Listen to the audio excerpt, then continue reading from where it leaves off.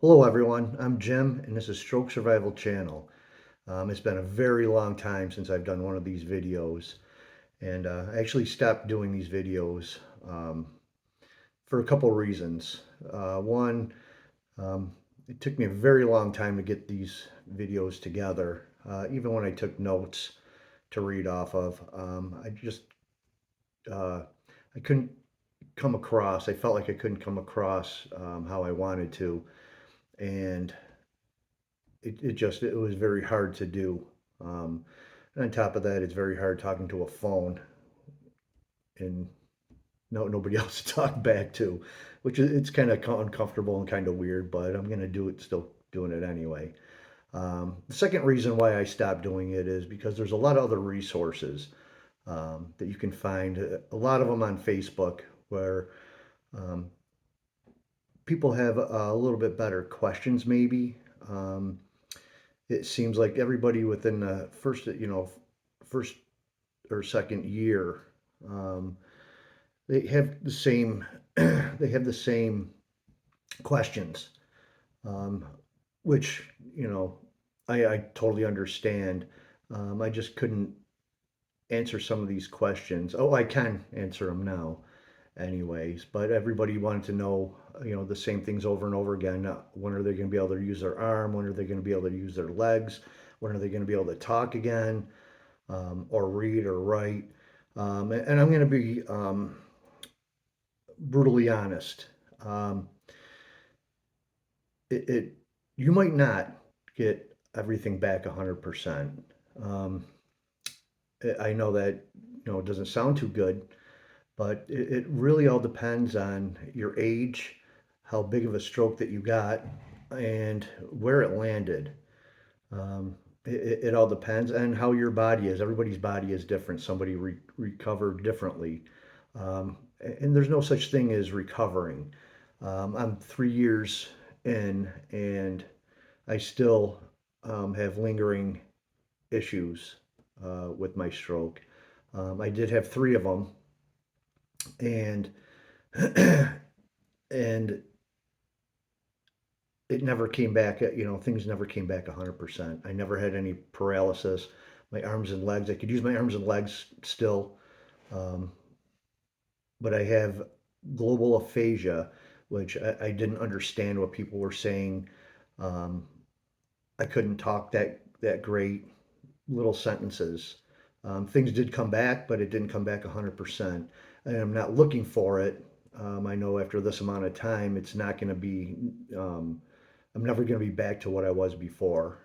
There is a list of other things that come with aphasia, and just having a stroke itself. Um, the only thing that you can do is, keep moving forward with it. Um, your arms, if your arms and legs aren't working 100%, even after a few years, um, it might not come back 100%. I'm not saying it can't. Some people it will. With some people it won't. But those are the big questions that a lot of people are asking. Um, when, and everybody's looking for that. Everybody's looking for that ending of recovering and everything is 100% again, and you can go back to your old life.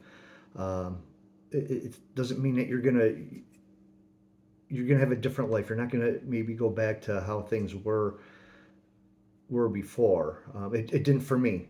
Um, I woke up one morning and I was a different person. Everything was different. Everything changed. Uh, and I'm going to go through a few other videos, or put out a few other videos. Um, what did happen to me after 6 years, um, what lingering issues I still have, that I know it'll never go away. It'll always be there. But one of the reasons why I did, and one of the reasons why I started this was this this um, this video or this channel, because I was looking towards people that have recovered already, and how do you move forward with it, and what can you do, how you're going to survive, um, and how are you, instead of chasing that, um, changing, your old life and change. See, there goes my speech. Change, going after your old life and trying to get that back, accept how things are now, and how are you going to survive from there on. Um, it will make your life a lot easier that way, a lot happier, for one, and um, you get into another mindset of how to move forward. Um, but one of the reasons why, which is a simple thing, I seen, I read, I'm sorry, I read an article of somebody that had aphasia and they got pulled over and they had a hard time talking to the police officer. And that could have a lot of problems. Um, Everybody out there, most people out there don't know what aphasia is. A police officer is not going to know what a police officer is not going to know what aphasia is unless they've had a stroke or some kind of brain damage to them. So they're going to think, they're going to think you're on something, or you're drunk, or taking drugs, or something. And I thought about it, and I thought, what's going to happen? What if that happened with me? Under stress, my speech does go away. Um, I have a hard time talking and getting things together and being able to explain my, what aphasia is and what affected me. And so they're not going to understand. They're not going to know what I'm talking about, and I'm going to get locked up. And I don't want to get locked up because of a stroke, and it's going to take a lot of time before they figure it out. So once I read that, I thought, okay, I better do something about it. Um,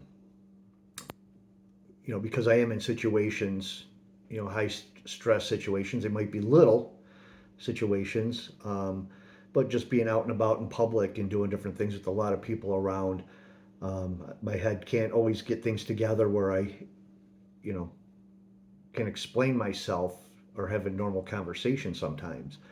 So I looked it up and I thought, well, I better get something that I can have with me all the time. So I found on Amazon where you can buy uh, a, a bracelet, and I ended up getting one of these, a bracelet that has all my symptoms on it. The bracelet is a little bit different. It had a chain on it. I took that off and made a little band for it. I like doing leather sometimes. And it just has, things on there, my symptoms on there. So I can, at least if something happens, I can maybe point to that if I'm having a hard time, and maybe go from there explaining. On mine, I just have on there stroke, aphasia, allergies, and borderline diabetic. So just in case if I get pulled over and somebody wants to give me a cookie, they better not give me a cookie, I guess. But that's what I have on there, and I wear that all the time. I put it right on here, and everywhere I go, I keep that on me. And with this, I think I had it in one of my other videos. My wife made up these cards, which is really good to have, and I did have to use it a couple times for emergency reasons.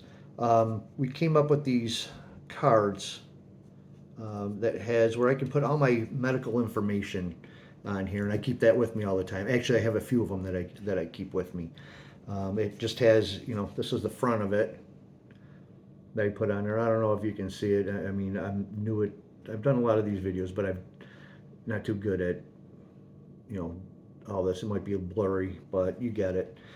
It has all my doctors, emergency number that you can put down. Family, if you have, if there's an emergency. I can list all my doctors on here, and name, you can put all that on there. I don't know if you can see that all right. I'm hoping you can. And on the back of this one, my medical history on this. And the ones that I have, I put on, aphasia, and I try to explain a little bit what my symptoms are of the stroke. And on the inside, I can put all my medications on there.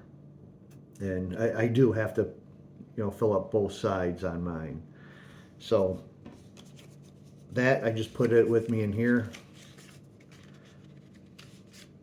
like that, and I just put it in the sleeve, and I put it in a wallet, and I also put one in my coat pocket, and I have those with me all the time. It's just good to have, and it's just in case. And you also have you make you feel a little bit better when you're out and about, and if something was to happen. Because for me, when I had my strokes, I really wasn't able to communicate at all. So at least if something was to happen and I'm out and about and I'm by myself, I'm not with family or friends or anything, at least I have the things with me. The things with me makes me feel a little bit better about going out and about, and hopefully somebody will call an ambulance or help me out a little bit. I guess you never know. Some people just step right over you and don't care. But it does make me feel a little bit better. That's why I keep these things with me all the time. And again, if I get pulled over, at least it'll get me out of they won't think that I'm on drugs or get pulled out of the car and go get locked up because they think I'm on drugs or drunk or anything. But I guess if I wanted to, I could drive around drunk now. Show them that because I can't talk good, with aphasia. But don't do that. Just kidding.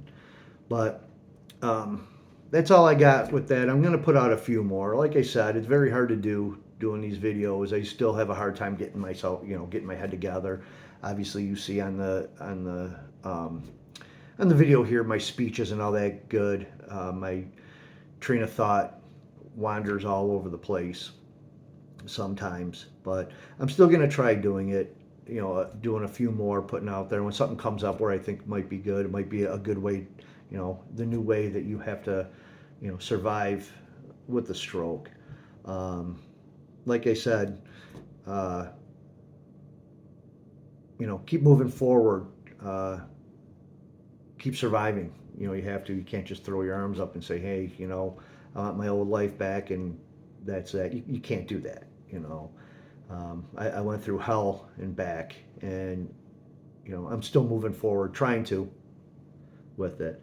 But like I said, I'm going to put, as some different ones come up, I'm still going to, I'll do a few more videos here and there. Like I said, and it's very uncomfortable doing this, talking to a phone, and nobody's around, and just talking to yourself to a phone. It's a little uncomfortable, but like I said, I'll keep doing some of them. But everybody be good, take care, go Bills. Oop.